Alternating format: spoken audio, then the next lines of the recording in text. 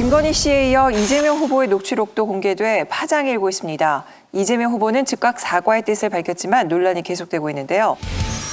장영하 변호사가 160분 분량의 녹음 파일을 언론에 공개하면서 SNS에 올린 녹취 목록입니다.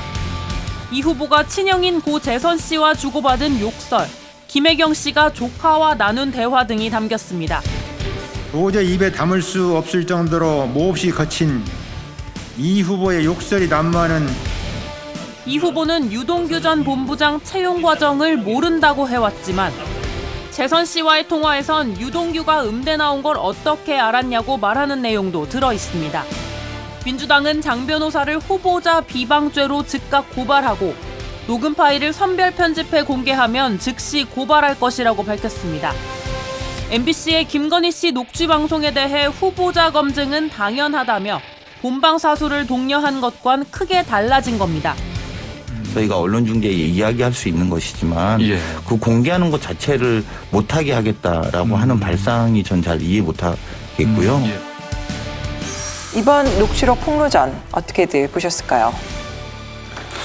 어쨌든 이재명 후보의 그 욕설 부분은 뭐 본인이 스스로 다 인정했고 또 국민들께 여러 차례에 걸쳐서 사과를 했고 앞으로 뭐 그런 일이 절대 없을 것이다 다짐도 하고 그렇습니다. 그러면서 국민들께 하여튼 용서를 구하는 자세를 보였고요.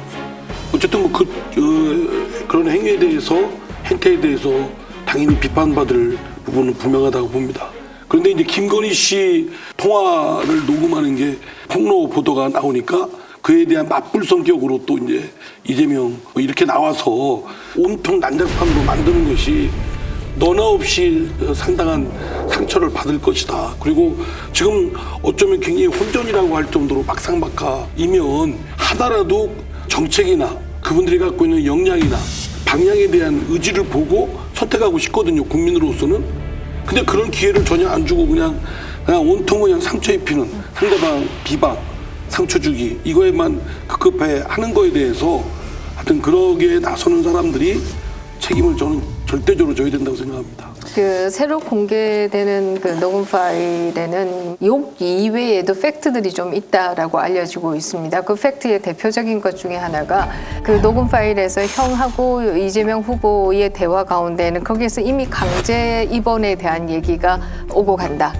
또 이재명 후보의 부인인 김혜경 씨와 형의 딸과의 대화에서도 강제 입원에 대한 얘기가 오고 간다. 그래서 이미 이제 강제 입원 이전에 강제 입원에 대한 얘기를 했다라고 한다면 상당히 모의된 것이 아니냐 이런 추론도 가능한 부분이 있다 이런 생각이 들고요. 두 번째는 유동규 씨에 대한 얘기가 나와요. 김혜경 씨가 음대 나왔기 때문에 유동규 씨도 음대 나온 사람으로 선택했냐 이런 내용이 나온다라고 하는데요. 근데 유동규 씨에 대해서 이재명 후보가 한 얘기가 성남시에 1,000명 이상의 직원이 있고 그중에 한 명이고 내 측근이 아니다 이렇게 얘기를 했지만 경기도청에 좌진상 우동규라는 말이 많이 돌아다니고 있습니다. 지사님 이 말씀 들어보셨습니까? 못 들어보셨습니까? 좌진상 우동규 제가 정말 가까이 하는 참모는 동규 이렇게 표현되는 사람은 아닙니다. 미안하지만. 네, 알겠습니다. 저는, 알겠습니다. 예. 이미 그 당시에 형하고의 대화 속에서도 유동규 씨가 나올 정도라고 한다면 이렇게 얘기할 부분은 아니지 않는가 하는 생각을 하고요. 이런 실질적인 내용이 들어있기 때문에 이에 대한 검증들은 저는 필요하다라는 생각이 들어요. 바로 이제 그 말을 찌찌뽕 하고 싶었는데 욕설 틀고 이걸 좀 안 했으면 좋겠거든요. 왜냐하면 국민이 알 권리가 아니라 국민이 모를 권리도 있어요. 정말 이걸 왜 자꾸 알게 하는 거야? 안 들을 거예요. 알 의무처럼 느껴지거든요. 지금 제발 좀 안 그랬으면 좋겠고, 근데 언론에서 그냥 넘어간 게 자꾸 욕설에만 집착을 하는데 사실상 이 사건에 대해서 이재명 후보가 했던 해명들이 거짓말이 많아요. 여러 가지 정황이. 근데 이게 이제 꼭 꼼꼼하게 체크가 안 되더라고요. 예를 들어가지고 형이 성남시 인사에 개입하려고 했다. 그래서 내가 막는 과정에서 이게 일어났다라고 하는데 그게 아니라 형이 그 성남시에 올린 그 글들 있잖아요. 그걸 다 보게 되니까 공익 제보들이에요, 대부분. 너 모라토리움 너 왜 그 가짜인데 왜 사기치냐 하지 말아라. 그다음에 너 측근들이라고 하는 이상한 사람들 왜 데리고 다니냐 물리쳐라. 그다음에 유동규 너무 좋아하네 왜 그러니. 다 지금 문제가 됐던 그 사람들을 다 지적을 하고 있거든요. 그러니까 형은 공익적인 제보를 한 건데 이걸 어떻게 만들었냐면 형이 마치 친인척으로서 인사에 개입하려고 했던 거고 나는 공직자석을 막은 것처럼 미담으로 바꿔놓은 거예요. 그러니까 이런 것들이 굉장히 많거든요. 이것들을 가지고 이분이 공직 후보인데 공직 후보로서의 그 주장을 했던 것들이 그 해명들이 얼마나 진솔했는가, 거짓말을 없었는가를 이것만 체크해주면 돼요. 맞습니다. 국민의힘에서도 이제 이준석 대표가 오랜만에 이제 옳은 얘기를 했더라고요. 이걸 갖다 우리가 이용하지 않겠다. 저희가 이렇게 사적인 대화를 하나씩 이제 언론의 영역에 올려놓고 보도 영역에 올려놓고 바라보기 시작하면은 앞으로 많은 이런 보도를 저희가 접하게 될 가능성이 높고 저희 당에서 이재명 후보 가족 간의 욕설이나 이런 것들 부각시켜서 선거에 이용하자는 얘기가 있었을 때 저는 거기에 반대한다고 이야기했었거든요. 욕설을 가지고 상대한테 악마의 이미지를 뒤집어 씌우는 이런 게 아니라 정말 검증해야 될 것은 이거고 이것은 당 차원에서 철저하게 검증해서 국민들한테 알리겠다. 이렇게 가는 게 맞다고 봐요.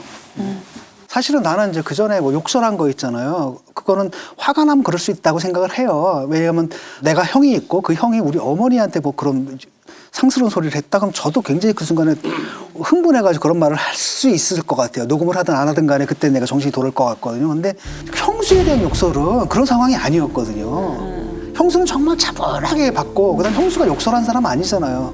근데 그 형수에 대해서 막 온갖 욕을 다 하고 그런데 더 놀랐던 건 뭐냐면 저 멀찌감치 서 웃음소리가 나는데 김혜경 씨가 웃는 거야. 까르르 하고 웃으니까 뭐라고 그러냐면 들었냐? 이러더라고요. 근데 그 순간에 또 솔직히 말하면 그때 소름이 좀 쫙 끼치더라고요. 그러니까 이분들이 우리 평범한 사람들은 좀 아니다.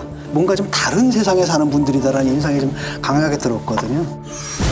욕설 녹취에 대해 연일 사과한 이재명 후보는 형인 이재선 씨가 정상적이지 않은 상태였다고 말했습니다. 그분이 정상적인 사람이 아닌 상태에 정신적으로 정말 참 표현하기 어려운데 약간 그런 좀 안 좋은 상태에 있었다는 점 전체를 한번 보시면 좋겠습니다. 그러자 녹취를 공개한 장영하 변호사는 또 기자회견을 열어 이런 주장을 반박했습니다. 이 후보의 형수 박 씨가 김혜경 씨의 비웃음이 뼈에 사무친다고 말했다며 김 씨가 큰 소리로 웃는 녹취까지 틀었습니다. 방송인 김어준 씨는 이 후보 욕설 파일이 AI로 만들어졌을 가능성이 있다고 주장했습니다. 제보가 있긴 합니다. AI가 만들 수 있다고 생각하세요? 그 상대에 대한 그 옳은 것도 할 수 있고 공격 AI가 이재명 후보자의 욕설의 경지에 가려면 아마 AI가 돌아버릴 거예요.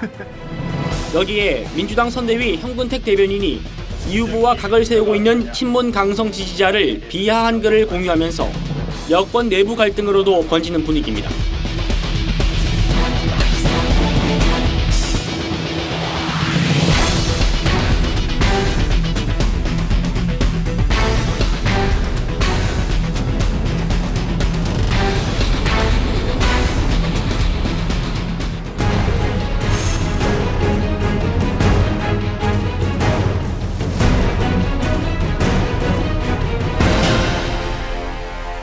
자기 조카에 대해서 예를 들면 너희 아빠 정신병원 가는 거 계속 내가 막아주고 있었는데 너희 아빠한테 무슨 일 생기면 다 너 때문인 줄 알아라 뭐 이런 식으로 조카한테 얘기하는 걸 들어보면 정말 그거는 그런 주장에 신빙성을 더하는 것이 서울시에서 그동안에 그 시장의 권한으로 정신병원에 보낸 사람과 경기도 지사를 하거나 뭐 성남시장을 하면서 이분이 보낸 숫자를 보면 훨씬 많잖아요. 그 숫자가 지금 제 정확한 기억이 나지는 않는데